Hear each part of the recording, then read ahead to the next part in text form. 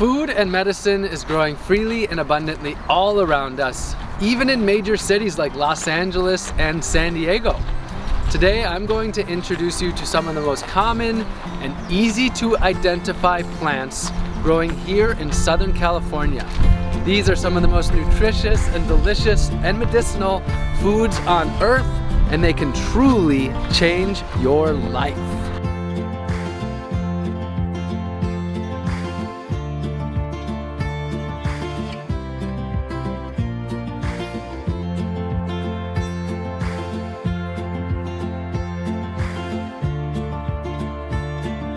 When a lot of people think of foraging, they're imagining going deep into nature or into the wild.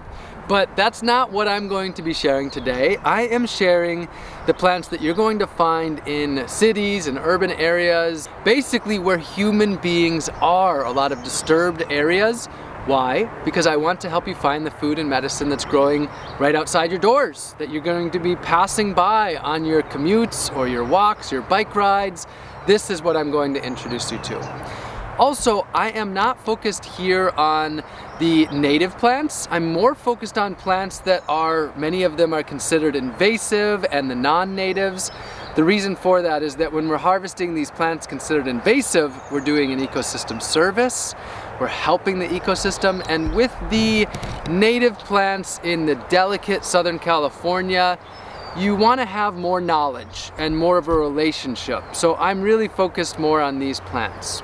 Great place to start, your wild mustard. This is a plant that's considered invasive, that every single bite we take, we're doing an ecosystem service. If you're in Southern California, there's a really good chance you know it. It's one of the most common plants growing all over the place, and this is incredible food. This is in the mustard family, Brassicaceae, which is one of the most beginner families to work with, because although there are some mildly toxic plants, there are no plants in this family that can kill you, or you can die from eating them. Now, how you work with the wild mustard, my favorite way, just eat these tips. They're wonderful on salads, fresh, although they do have a spice that will hit you in the back of the tongue if you eat too many of these. And the way to eat a lot of them is to cook them. I like to saute them, especially in olive oil, add them into stir fries, cooked vegetables, soups, stews. So that's the primary way that I work with this. But the other thing is, earlier in the year, you get the young and tender shoots coming up. You can harvest those whole shoots, they're kind of like broccolinis or broccoli raabs, and those are really nice and tender, wonderful to saute up. You can eat those whole tender shoots. Once the seeds are actually go from green to brown, you can harvest those and winnow them to actually make your own mustard. So wild mustard is an incredible one to get to know. I often have eaten a pound of mustard per day. So we're talking about some serious sustenance, and for numerous months of the year here in Southern California, you can largely live outside of the grocery store, the restaurants, even the farmer's market or your garden with this abundant food source. Now here's wild radish, and this for me is very much a counterpart to the wild mustard. I work with them interchangeably, but there's some differences between them. So you can see all of these purple flowers. The flowers aren't always purple, they can be white as well. There's some variation there, but this is typical wild radish. Now, when a lot of people think of radish, they think of the radish root.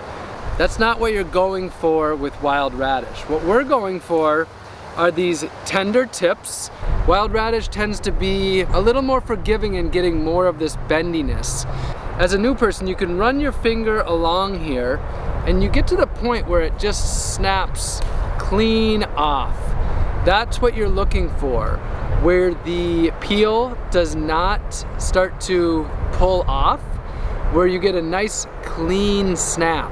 So this is in its rapid growth stage, which means the cell walls have not fully formed, and you're gonna get a young and tender vegetable. This is what we're really looking for with a lot of these vegetables, when they're young and tender before they've gotten really fibrous. What I do with the radish is I come and I put my finger on, and I can just by the eye, I can generally tell where it's going to break off, and I'm just breaking it off wherever it cleanly snaps off. You can eat the tougher portion too, it's just not as desirable. So it's an easy way to get a pretty substantial amount of vegetable with the wild mustard and with the wild radish. Now, one thing that's quite different about the wild radish versus the wild mustard is these seed pods. These seed pods on wild radish can be incredible. You're looking for the ones that are nice and tender. There you go, it's got a nice crunch to it and no fibrousness. This one here is large, let's see. Still real nice. You can eat them at any time, but you're really looking for them before they've developed the fiber. These are wonderful as a garnish in your salads and your hot dishes, but also you can pickle these, whether it's lacto-fermented or in vinegar. I like to cover my salads or cover my cooked dishes with these fresh flowers. They add an incredible amount of beauty. And of course what you're looking for, because these are in the mustard family, Brassicaceae, they're going to generally look like a broccoli top. What broccoli is it's unopened thousands of flowers, and so that's what you're looking for. Now of course the leaves are edible as well. These are in a pretty tender stage. We are at end of May here in Los Angeles, so the peak time for harvesting your greens and your tender vegetables in Southern California is going to be once it starts raining, which would be, you know, winter time, and then into mid-spring, late spring. We're at end of spring, beginning of summer, and there's still tenderness, but this food is really peaking in the springtime. This is a plant that you won't find probably in any foraging books, and there's only one place that I would consider this foraging, and it's Southern California. Here we have rosemary. Generally a domesticated plant, but you find this growing as a landscaping plant all throughout Southern California, to the point that I think one of the most absurd things that we do is buy rosemary at the grocery store, and even more absurd is importing rosemary from elsewhere. This is a perfect example. Here we are in Griffith Park. This rosemary is grown as a landscaping plant, but sometimes there are long hedges of this. I mean, we're talking about rosemary to supply the needs of thousands of people from one rosemary hedge. I do consider this foraging. This is what I would call urban foraging, and eating the landscaping plants is a wonderful way to forage. This is, you know, these are plants that don't get utilized very well. So how I work with rosemary is I will harvest the tender growth tips generally. So where it easily breaks off with my fingers is what I'm harvesting. You can harvest the more woody portions as well, no problem, but I like to do that. And when I'm harvesting these new tips, I'm actually helping this plant to become more full and more bushy, because when we harvest this plant in this way, it actually produces more branches. So by harvesting the rosemary, we don't result in less rosemary, we actually result in more rosemary. Now, of course, people pretty commonly know of working with rosemary as a culinary herb, adding it into their cooking any way that they would. But what a lot of people don't know about that has become really an important food and medicine for me is I make tea from the rosemary. For anybody who thinks there's a lacking of free tea in Southern California, they don't know the rosemary, because you could make rosemary tea basically every single day. It's a wonderful, basic medicinal tea. I love the flavor. I love rosemary and lemon together. I love to smell rosemary. You can also dry it and make burning bundles for smudging, so you don't have to harvest the sage for that. And one last note, something that I like to do with the rosemary is what I call taking a rosemary bath. And I'll get in here.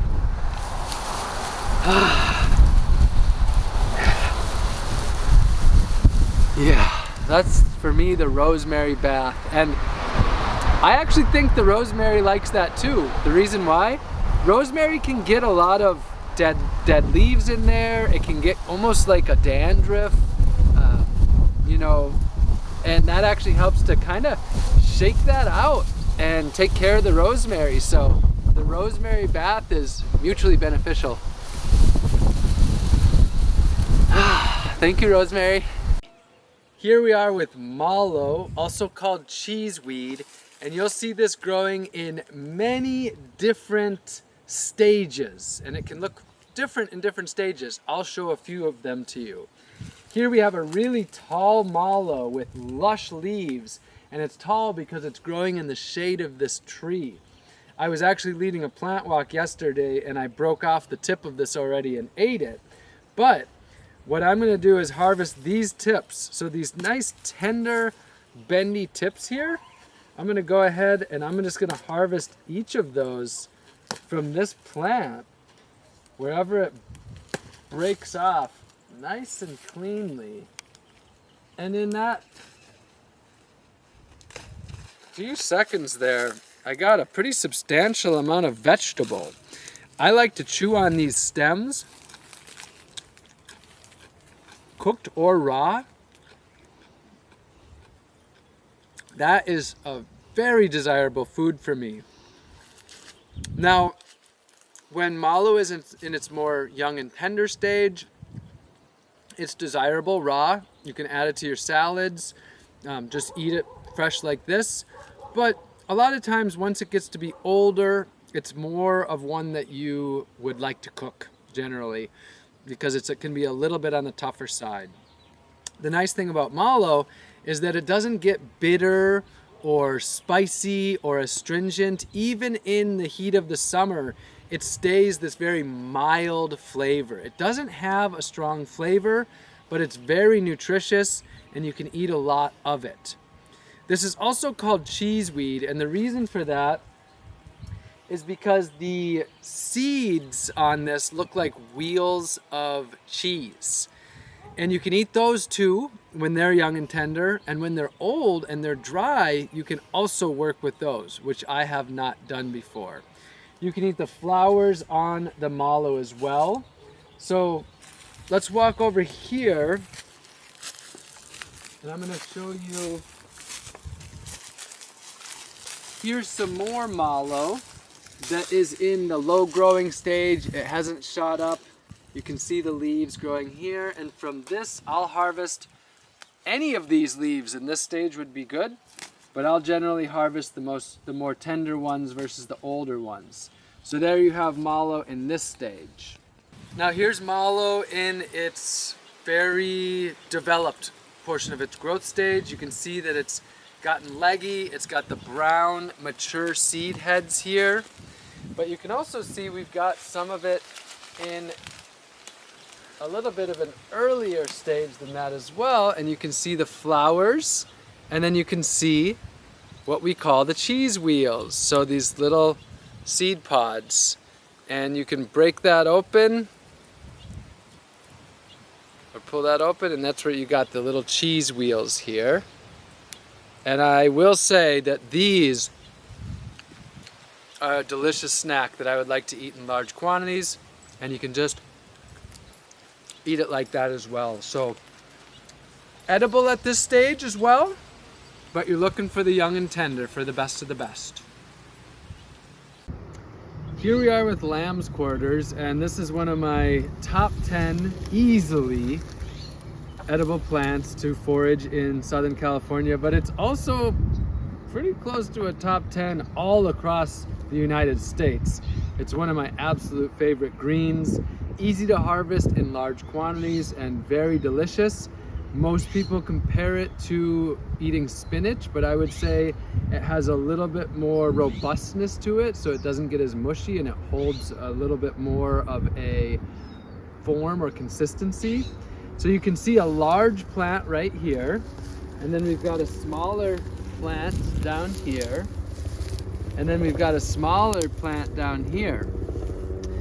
What I'd like to do is show you how I very effectively and efficiently harvest lamb's quarter. So I'm going to give myself about 20 seconds here, and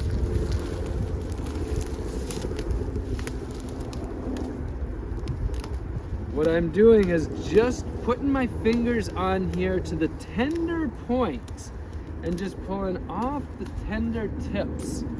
So there you go. In a matter of, that was maybe 15 seconds, come on over here.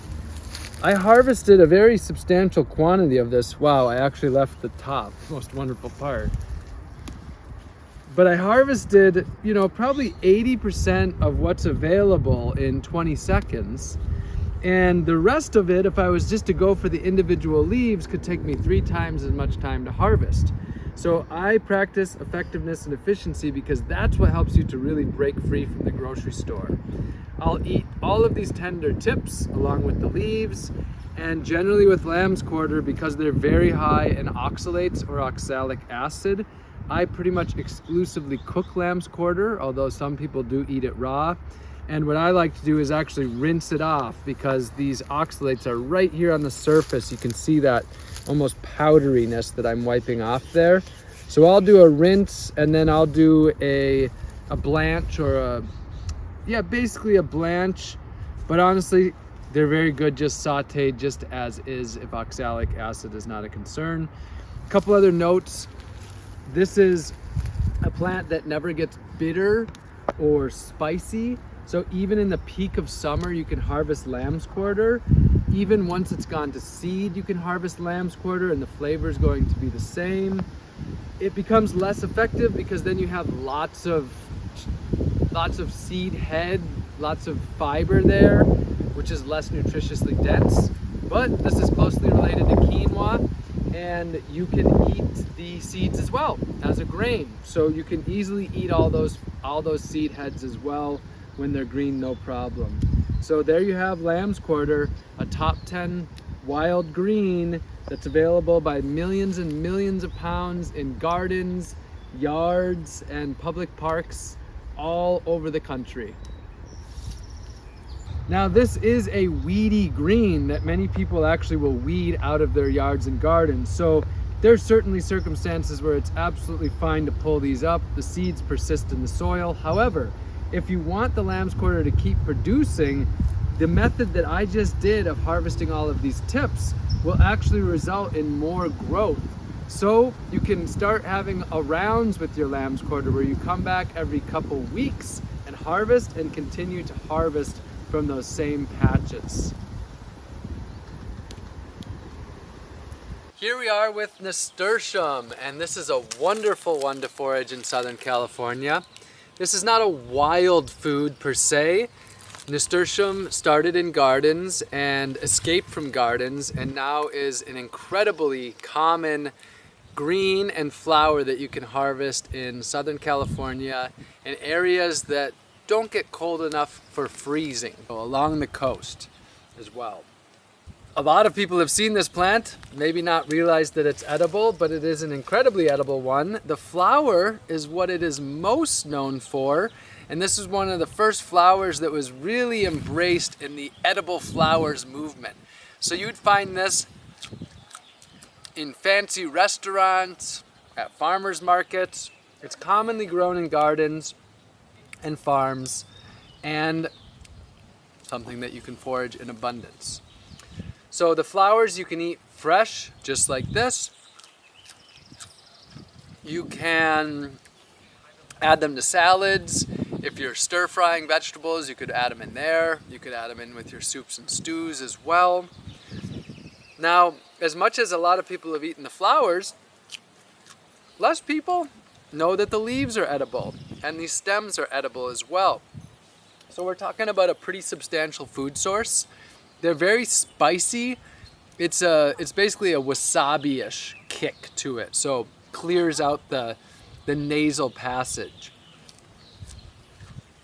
If you want to come over here, you can see the difference of some of these leaves. We've got this darker colored leaf here, and then we have a lighter color leaf with damage on it. So what you want are the vibrant leaves that are the most fresh, tender, versus the older ones. You can eat any of them. These are just much more desirable. And then you can also eat the seeds. So let's look through here. Here we go. Here's some seeds right here. These little green ones.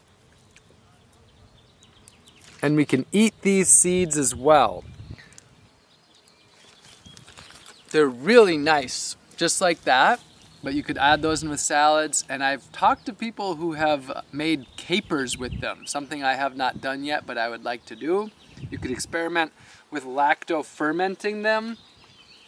Actually, take a look at the seeds down here. You've got much larger and more of them. So you can see, you can gather quite a few seeds in a short period of time.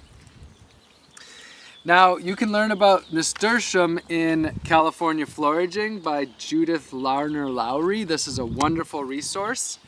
And I just like to read to hear what she says of how to use. Nasturtium leaves and flowers can be used in pesto, salads, stir fries, and with pasta. Stuff the flowers and eat the immature seeds raw or pickle them. You can snack on the mature seeds.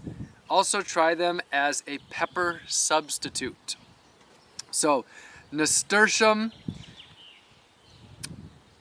a wonderful one to know. It says it's high in vitamins A, C, and D. So we're talking about a really wonderful food source here with the Nasturtium.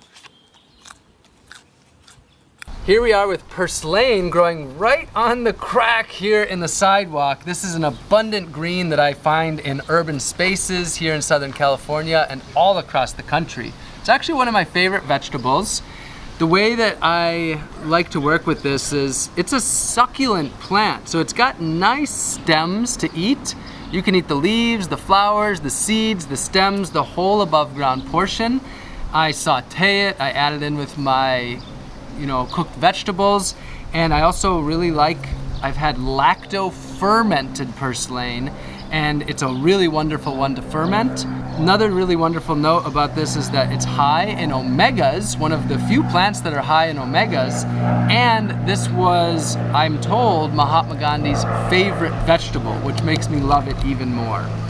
Generally, this is a plant that I would harvest. We've got nice dark green, real nice tender stems here, but of course you don't have to harvest it from the street. I often find this growing in flower boxes, in yards, in gardens. So Purslane, this is an incredible, feral, wild, green vegetable to enjoy. Loquat grows abundantly in Southern California all the way up into the Bay Area and beyond, as well as in much of Florida. And this is a tree that is generally grown as a landscaping tree for its evergreen leaves like the magnolia, and the vast majority of the loquat fruits are not eaten. In California, most of the varieties that I've come across have nice, plump, juicy fruits, and they are delicious to eat directly off of the tree, dehydrated, or made into different products like a jam or a jelly. Loquat is also called Japanese plum, and another wonderful thing about this tree is that you can make tea from the leaves. The most common place that I find loquats growing is in people's front yards, often hanging over the sidewalk where there's an abundance falling to the ground.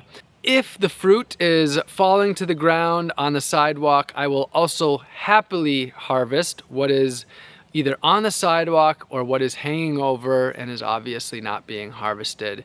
This is a beautiful opportunity to get to know your neighbors and to expand your community. Tell them a little bit about myself and that I noticed that there's a lot of fruit falling to the ground, and I was wondering if you're not utilizing it, if you would be happy for me to. You can also start a food rescue program to actually harvest this food, not just for yourself, but also to distribute to members of your community. The strawberry tree is a very common landscaping plant in many cities in Southern California, but very few people eat the fruit or even know that it is edible. In fact, not only is it edible, but it is quite desirable. Some trees produce a bland fruit while others are incredibly tasty. So the key is to try the fruits from many trees. Wait until the fruit is so ripe that you can squish the berries right in your own hand, and there will be a nice orange, almost like jam, straight from the tree. You can spread this onto hot toast and enjoy it almost like a jam directly from the fruit. Santa Cruz is my mecca for the strawberry tree fruit, and if this is a new fruit for you, I encourage you to give it a try. Natal plum. This is a fruit that many people assume is toxic because of the milky latex, but indeed, this is a wonderful edible fruit native to South Africa. This is incredibly common around Southern California and is often producing fruit, it seems to be as much as 12 months of the year. It's delicious, it's nutritious, and it is widely available to us along the coast. For all of you looking to shake up societal norms, this is a great one to start enjoying and eating, even when people tell you that it's toxic. Here we are with elderberry, elderflower.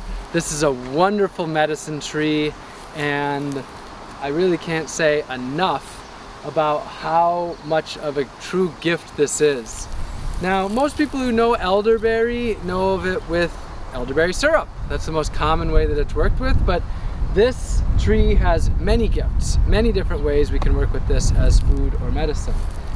You can see right now this is just fully loaded with green berries.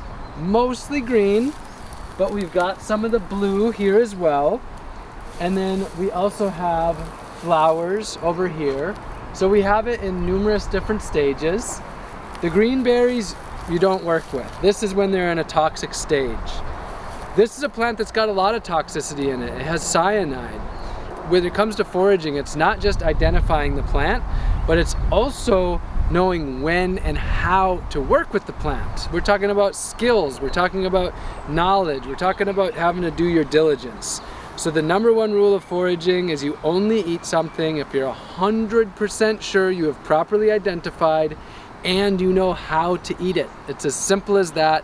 That's what makes foraging safe. How you work with the elderberry, you can harvest these flowers just like this. I like to wait till they're fully open. With this, you can make tea with the elder flowers. You can also batter these and fry them and dip them in an elderberry jam. And you don't want to really have too much stem. The stem has a lot of cyanide. So I would remove the flowers when I'm doing that. So that's what I'm looking for, is the elder flowers. And you can use those fresh or dried as a wonderful tea. When it comes to the berries, what I'm looking for are clusters that are fully ripe. So this cluster here has a few green ones on it, but is almost fully ripe. And the reason that I work with it that way is because then I can harvest the whole cluster, and then I can easily remove all of the berries. What some people do is they'll use a fork to remove them by combing through with a fork, but I just use my fingers generally and just kind of tickle them off like that. And then I've got my ripe berries. Now some of these are underripe. You want them to be a nice dark black blue. That's what you're going for, but it's okay to have a little bit of green ones in there. Now, some people will certainly eat some of these raw. When I do eat them raw, I don't crunch the seed. So it's more like smashing it between my tongue and the roof of my mouth and not crunching up the seed. The seed is where the most cyanide is, I believe. So it's fine to nibble on some of the fully ripe ones raw. But most people, what they do is they cook this to make their elderberry syrup, to make jams and juices, jellies, etc., pies. And that's how I would recommend working with them as a new person to the elderberries. But I will enjoy a small handful of them raw. Some people have reactions to that, so start small with the raw ones if you're doing that. And I like to dehydrate these. Then I can store them long term or freeze them, and I'll harvest them in large quantities. As you can see here, there's an incredible amount of berries.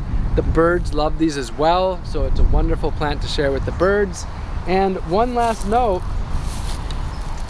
you can take branches from this plant.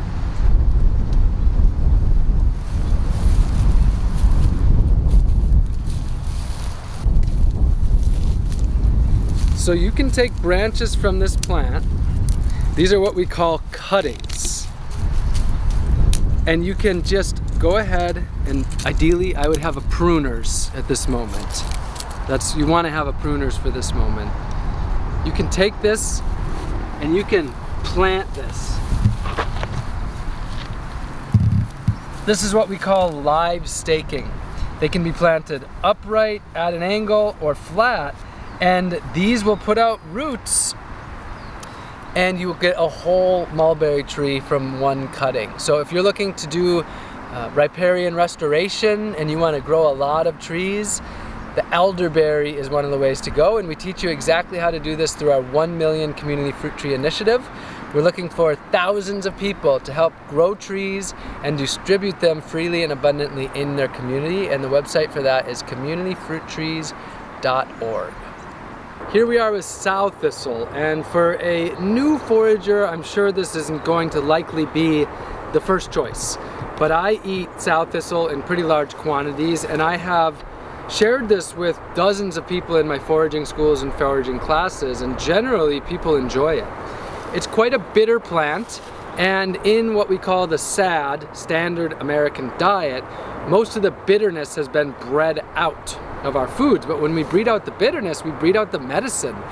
There's so many different medicines associated with bitterness, and one of them is helping to stimulate our digestion. So if you're looking to add some bitter into your life, I like to harvest the tips of these sow thistle, just crunch down on these raw, and that's a nice bitterness. Adding it to salads is another thing. You could always juice it if you like to juice, or cooking it. With sow thistle, you're generally going to get the more desirable food when it's younger in the springtime, but at this stage, what I'll do is I'll harvest these little portions coming out where the leaf attaches to the stem, and you can see the bright greenness of that. That's going to be more young and tender and a little less bitter. And this is a thistle, but it's different from most of the thistles in that it's not really very pokey. So it's pretty easy to handle, and I can even eat it this way. But cooking it is going to reduce that pokiness. This is not a dandelion, although the flowers are dandelion-esque, but it's in this group, the dandelion, thistle, and lettuce group. This is the Asteraceae family, another really good family to get to know, to work with. And that's a little bit of an introduction to sow thistle, and if you're excited about this plant, you can explore further. Let's give that a bite. I think you'd describe it like a more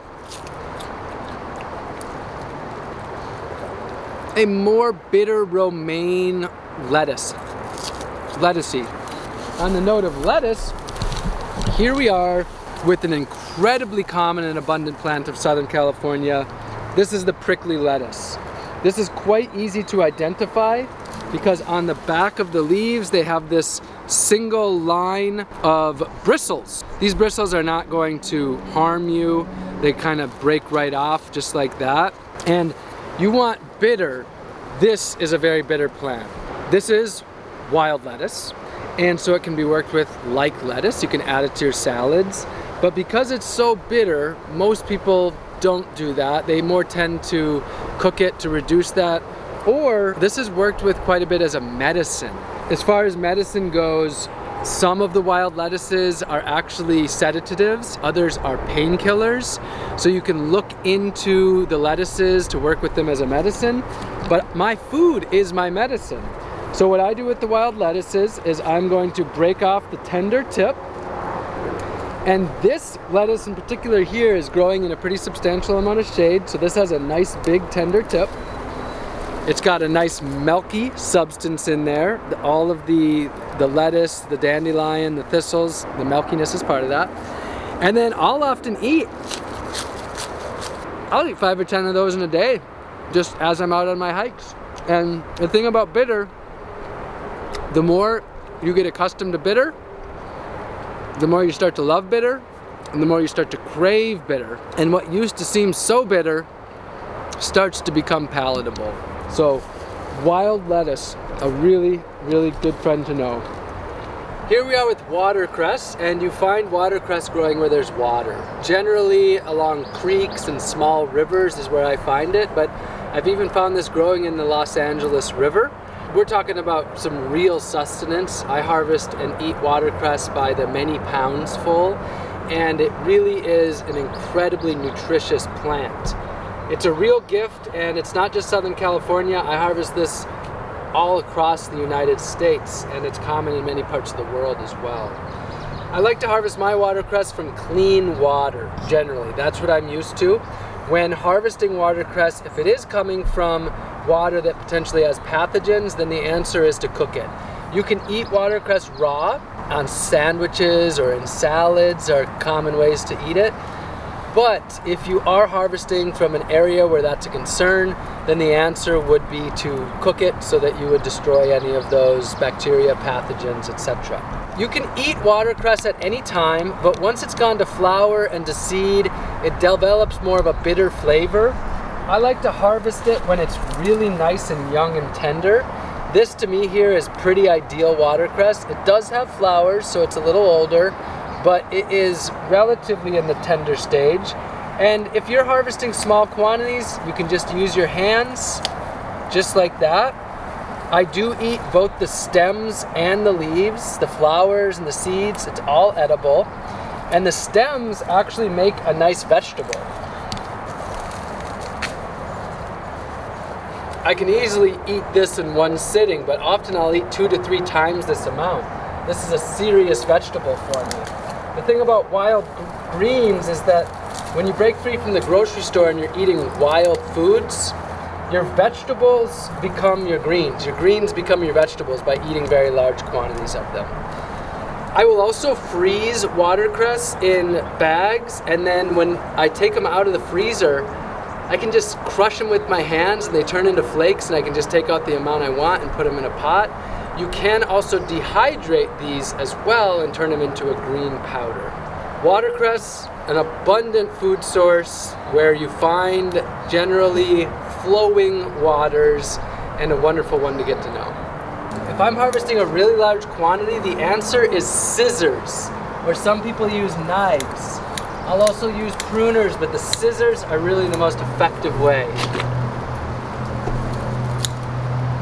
Some people see a lawn, and some people like me see a salad bowl. This little lush patch of grass here in Griffith Park has numerous foods and medicines. We've got dandelions where you can eat the flowers and the leaves, as well as the stems and the roots.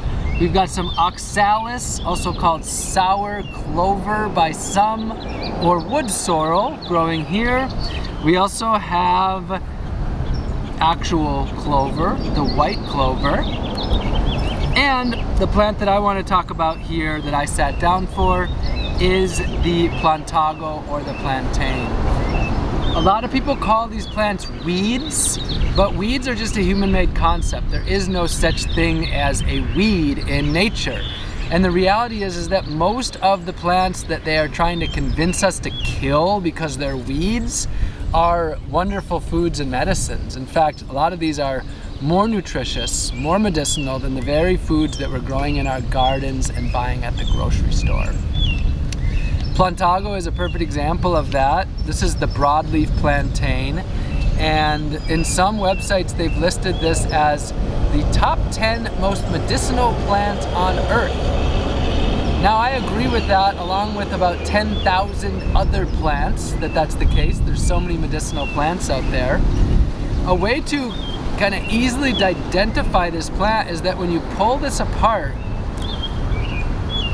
the veins often separate. They pull out from the leaf. That is a key identifying feature of the Plantago or plantain. Those are two different names for this plant.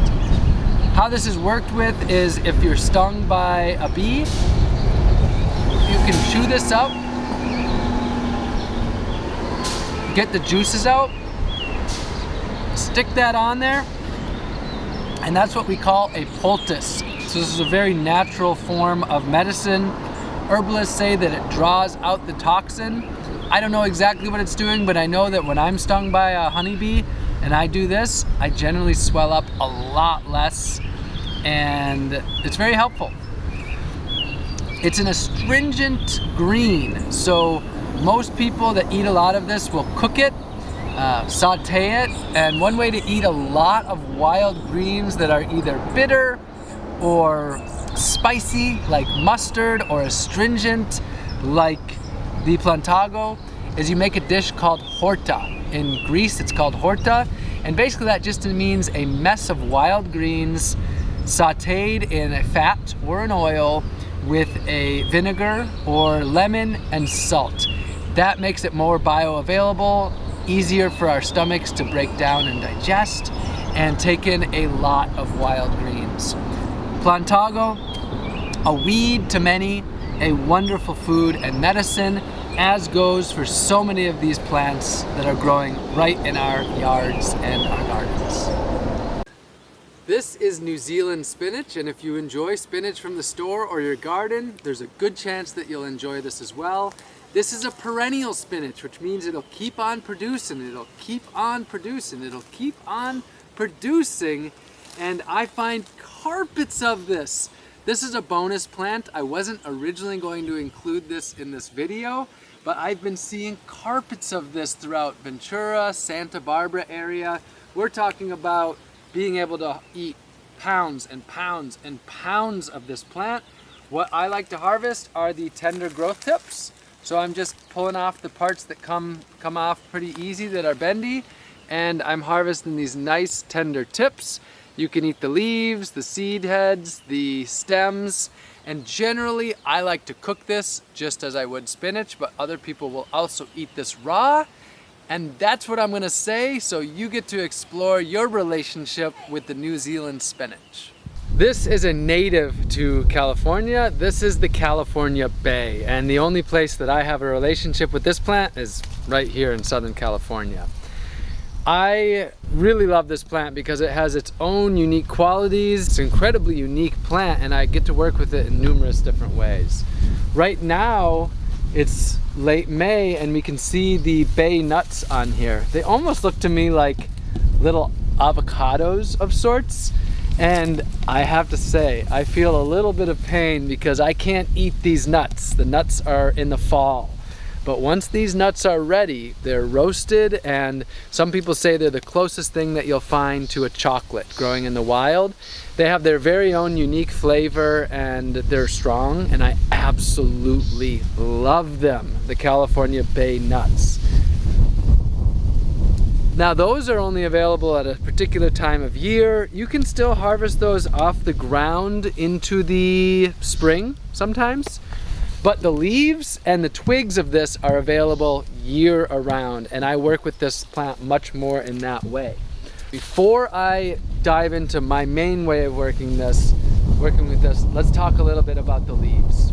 So the leaves of California Bay you can work with as a bay leaf, but they are very unique from the bay leaves that you'll get at the store. It's a very, very strong flavor. I've worked with them with cooking a little bit, and it does give a unique flavor to the meal, but I don't have a lot of experience with that. One word of caution before you work with this plant is that some people do get a headache. It's a short-lived headache, but it can be a pretty strong headache. You can get a headache just by smelling this leaf or by chewing up this leaf. And I myself, unfortunately, do get that headache, so I'm not exactly sure what the best way for me to work with this plant is because I love working with it.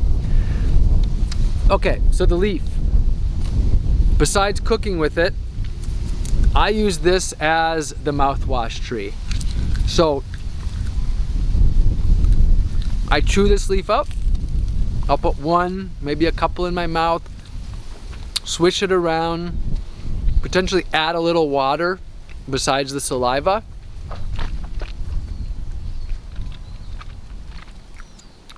Swish it, hold it as long as I can. So I'm feeling it, it's strong. So I spit that out. And when I breathe in, it's like I have just taken a store-bought mouthwash. About as fresh as a mouth can possibly be. And this is growing right on a tree. And yes, I have the headache. It's hit me right here in the front of the head. which is the downside of it for me. Not everybody gets that headache. And some people actually use this to get rid of headaches too. But I call this the mouthwash tree, and it really, truly, deeply freshens the breath. It's antimicrobial, antibacterial. Now, this is also what I would call the toothbrush tree. So I'll harvest branches, and that to me is a pretty ideal size for the toothbrush. Oh, the sinuses right now.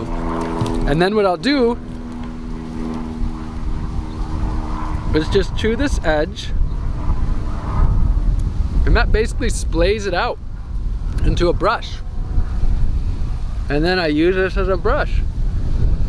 And right now I'm over a year into the experiment of not using a toothbrush, toothpaste, or dental floss, and just using what the earth is providing in this more natural way. And so far so good. So this, of the many different twigs that I've used as a toothbrush, is probably my #1 favorite. And you can harvest these twigs, cut them up into chunks, take them home. Again, this is a native tree, so it's one that you want to be especially careful with your relationship. Develop a relationship with this tree. That said, in areas where it grows in abundance, we can absolutely harvest leaves and twigs and bay nuts. So get to know the California Bay, and I would say life will never be the same in Southern California. Here we are with stinging nettle in Griffith Park of Los Angeles. This is a quite common and abundant plant. Not as prolific as I find it in the Midwest, but still quite common in Southern California. Now, this is a plant that we can work with in many different ways as a food and medicine, both internally and externally. And I could easily talk for an hour about stinging nettle, but I'm going to summarize my key ways of working with stinging nettle.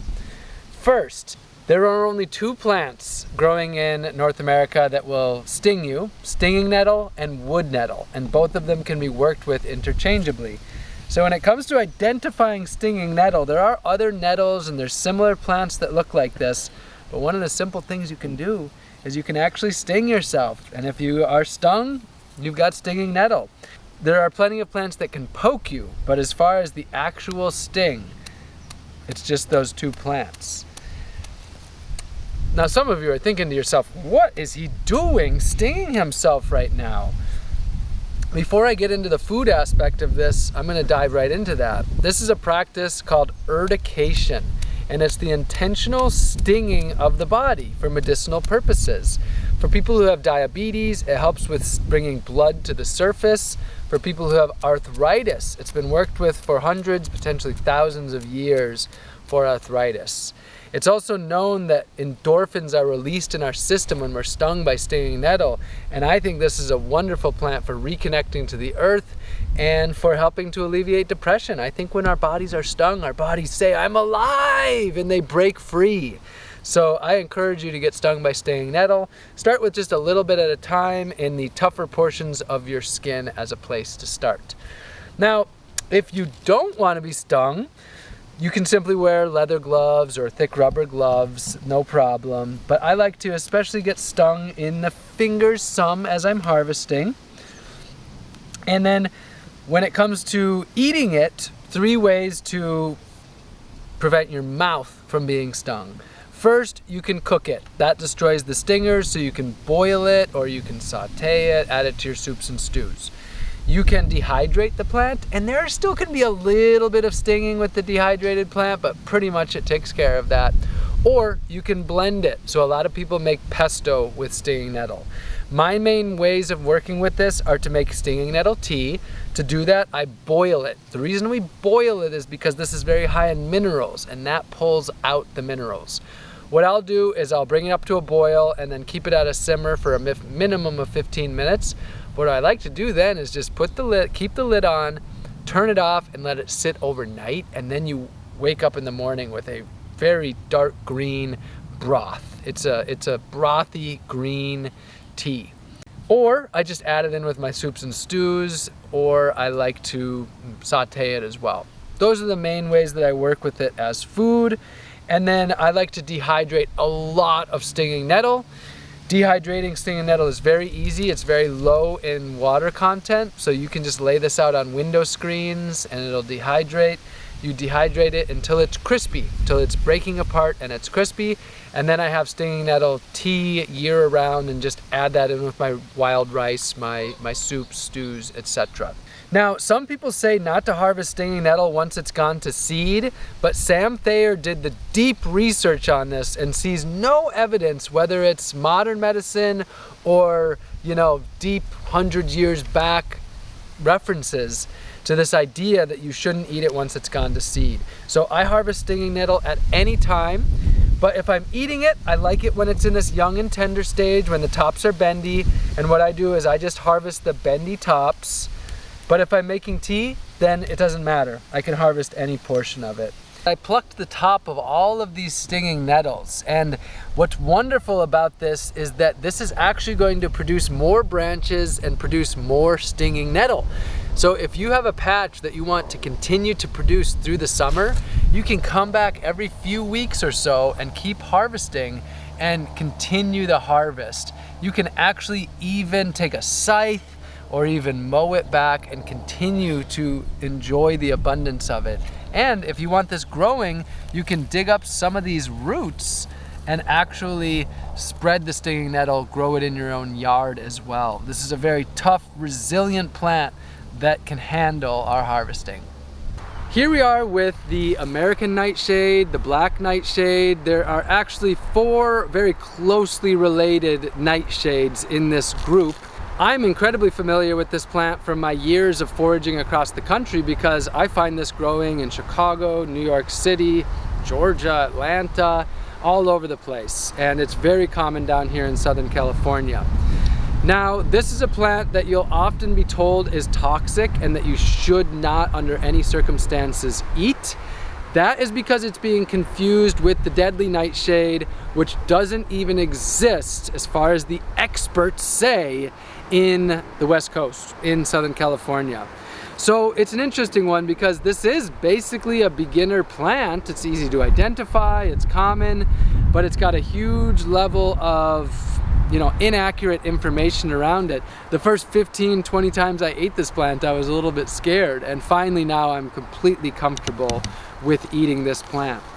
So how do you eat this American or black nightshade? Primarily, the #1 thing to do for beginner foragers is to harvest the ripe black berries. You want them to be fully ripe. You want them to be nice, purple, black. The green is no longer on them. And that's more of a fall time thing. You'll get some of them. There's been some of them around. Here's one right here, for example, but this one's got a little bit of green on it still, so that's not really ideal. So eating those fresh, just enjoying them fresh, adding them to salads. People will cook them as well. That's the #1 way that people eat them, and I consider them to have similar flavor to a ground cherry or a golden berry, sort of like a more fruity tomato. There's other ways to eat these. Another way is to eat the young and tender greens. So not the greens at this stage. The greens when they are young and tender, that would be more like in the springtime. That's a little bit more advanced foraging because you have to be able to identify this before there's flowers or berries. And then this has a rich cultural tradition of eating in many different ways. I've spoken to people in India who fry the green. They fry or they boil or ferment the green unripe fruits. But if you're going to do that, I've never done that before. You want to deepen your knowledge. This is a plant that's in Foraging California, Finding, Identifying, and Preparing Edible Wild Foods in California by Christopher Nairges, who I've had the opportunity to spend time with the last 2 times I've been in California. And you can just open that right up to page 193. This is one of the excellent resources for foraging in California to get to know this plant, as well as dozens of other plants. Here we are with the black walnut tree, which I see a lot of these growing in the Los Angeles area. You have the native Juglans californica, and then you have the one that we mostly have on the East Coast, Juglans nigra, that I have a lot more familiarity with. On the East Coast, it's one of the most common trees there are, and a food that you can eat in really large quantities. It's also quite common here in Southern California, and it is a food source here. There are numerous ways that you can work with the black walnut. So you can see the walnuts here on the tree, and at this stage they are not edible yet. Basically, nuts are a fall time food. Not a spring, not a summer, with some exceptions of some species, but nuts are a fall time food. So we're gonna wait for these to get their largest, to fill out, and to harvest the black walnuts. Generally you wait for them to fall to the ground, or you can use a throwing stick to knock the branches, and if they fall. You don't generally pluck black walnuts off the tree, you wait for them to fall. With the husk, if you really want to eat a lot of black walnuts, it's important to learn the tips for effectiveness and efficiency. I hear from so many people that they've tried black walnuts, but it just took so long. If that's the case for you, then it means you don't really know what you're doing. The best way to learn in depth is Sam Thayer's books. His books, Forager's Harvest, Nature's Garden, and Incredible Wild Edibles, as well as his recent field guide. These are the resources for really learning how to work with a lot of these plants. So that's where I would go to learn about harvesting the black walnut. But to give you a few things, you wait till the husk starts to rot on its own and fall off to minimize the work of extracting the nut from the husk. Then you still have a shell, and you need to remove the shell. For that, I lay it on its side and crack it with a hammer, holding it with my fingers. You don't do that right away. You wait 3 to 6 weeks so that the nut has time to cure. That way it dries out and it shrinks, making it easier to remove from the shell, and the flavor is more desirable at that time. You can keep black walnuts for multiple years that way, and it's a staple food for me. If I just want to have black walnuts in my life but don't want to dedicate a lot of time to them, what I do is just have 5 or 10 black walnuts every couple days, every few days through the winter, and it's a nice way to stay connected with the earth. Now, other ways that you can work with black walnut, these husks can be tinctured for working for getting rid of parasites. Some people, when these are in this small stage, they will pickle them, which I have no experience with. And then other people make nocino, an Italian liquor, alcohol, using the small nuts. And then lastly, for me, my main way of working with this besides eating the nuts is dyeing. These shorts are dyed with black walnut. This bag also dyed with black walnut. It's my #1 dye plant that I work with. It doesn't require a mordant when dyeing wool, so it's a very simple beginner one, and there is such an endless amount of dye material to be harvested, so we can dye our own clothes and break free from this system of toxic dyes and toxic chemicals on our clothes. 100% of what I'm wearing is homemade natural fiber and naturally dyed, and that's the way that I like to work. So the black walnut is an incredible ally for that. This is Horehound, and this is in the mint family. When we're looking for the mint family, we're looking for square stems. You can see that as I twist this, it has this, you know, it's not round, it's very square. And then you have what are called opposite leaves. So the leaves are directly opposite from each other compared to alternate on the alternate sides. The mint family is one of those beginner plant families to work with. Many of them have a strong smell, but there's all sorts of smells. It's not just when you think of your spearmint. There's bee balm or monarda, for example. As far as Horehound goes, this is not a minty one, this is quite bitter. And this is one that is worked with in many different medicinal ways, including for coughs and sore throats, I believe. This is another one you want to refer to the medicinal herb books. I'm so glad to have these books because they share this knowledge. I don't know a lot about Horehound, but it's so common that I really want you to know that this one exists. I've just been taken back to my childhood with the pineapple weed. This little gentle yet tough plant growing right here in the rocks along this path is quite common. It's a gentle plant, so you find this in the springtime and in the winter, not in the summer. It can't handle the extreme heat, but we have one that's holding out here, and I love this plant as a sleepy time tea. Besides the name pineapple weed, it's also called wild chamomile, and you can prepare it just like you would chamomile. What I do is I harvest the leaves, the stems, the flowers, that whole portion, and then I will just steep this. I'll boil water and steep this for anywhere from a few minutes to 15 minutes, depending on how strong that you like it. And it's a wonderful, relaxing tea to have in the evening or anytime you're looking for relaxation. You can easily harvest this and dehydrate it so that you can store it for the off season or work with it fresh.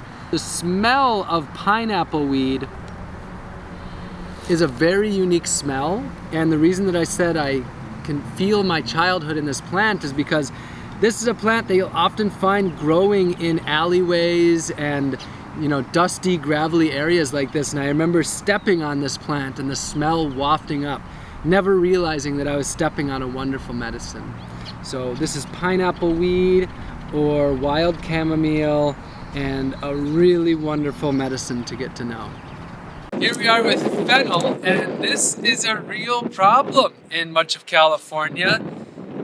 This is what many people consider to be an invasive, and this is another one of those plants where the problem is the solution. We can eat fennel, and unlike fennel from the grocery store where you eat the bulbs, wild or feral fennel, the bulbs are just very woody and undesirable. So what I'm harvesting from the fennel is I look for any of these bright green tips, and then I pull it back, and then I just break off this nice bendy portion inside. This little portion here is going to be the most primo. And then this portion here you can peel and eat like that as well. You can eat it raw, you can cook with it. There's many different ways you can explore fennel. Fennel is wonderful for helping with digestion. And sometimes you can get pretty large shoots. Here you'll see last year's seed heads. The seeds are already off here. You could eat these seeds, you could eat the flowers when they're yellow and enjoy those in a different way.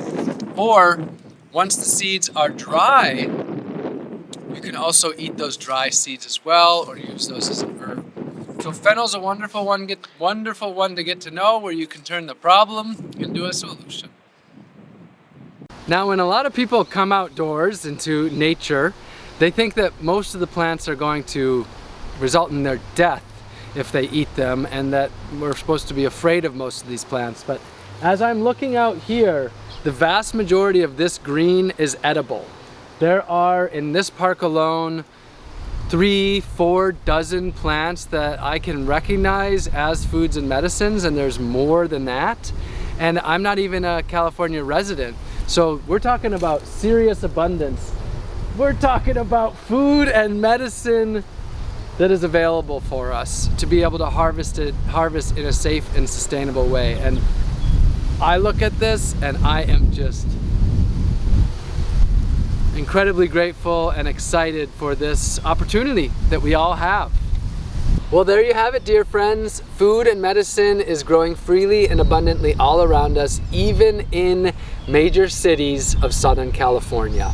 We're talking about a lot of the most delicious and nutritious and medicinal foods growing on Earth, and they're really growing right outside of our doors in the places that we walk by every single day without noticing.